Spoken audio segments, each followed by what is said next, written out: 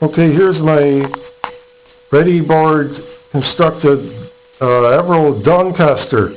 Yeah, Doncaster, made from Lancaster components. There's only one made. Purpose of night fighter and tank buster, featuring 620 millimeter and 37 millimeter Bofors in the nose, and had a rear cockpit gunner.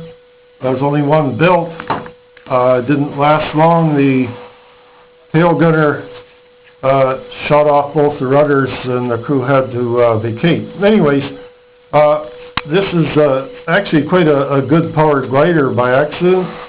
I kind of like the Lancaster, but I didn't want the hassle of putting on 4 engines and all that.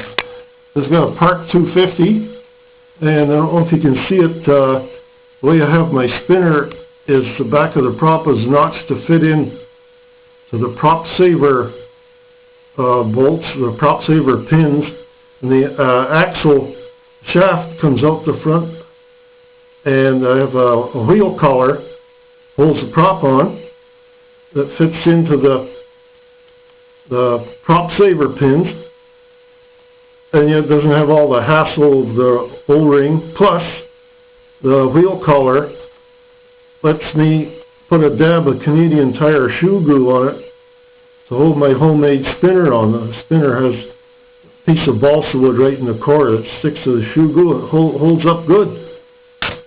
This cockpit is from remains of rubber band powered models. This is from Gillo's Chipmunk, and that's from Gillo's P40.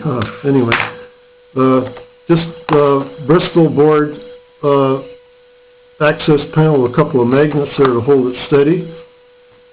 2 layers of ready board for the wings, and I sand down my own airfoil. Just rounded it at the front and feather it down at the back. No rocket science there. It's not very sturdy to punishment. It's got a piece of 1/8-inch spruce spar. Other than that, there's no wood in the airplane. A little trick I learned from one of the forums is to prevent tip stalling. You make a slit right here with your knife and bend down bend down some under camber just in this section. No more tip stall. A little bit of washout, of course. And prior to that, this was very fond of tip stalling. I kind of like the twin rudders. How was I going to do the linkage? Well, that worked out good. I just put the servo right at the tail, and those kind of Mickey Mouse linkages, they work good. Plus, they act as sort of struts for this rather flimsy stabilizer. This thing will loop and do pretty good wing overs, and it likes the thermal. I caught a thermal yesterday morning at 9 o'clock in the morning, December 23rd. So I'm going to try and save this for summer. Again, completely dollar store ready board except for a bit of Bristol board. You can bend this ready board quite nicely as long as you leave the paper inside of the area you're bending. Then once you're done, peel the paper off.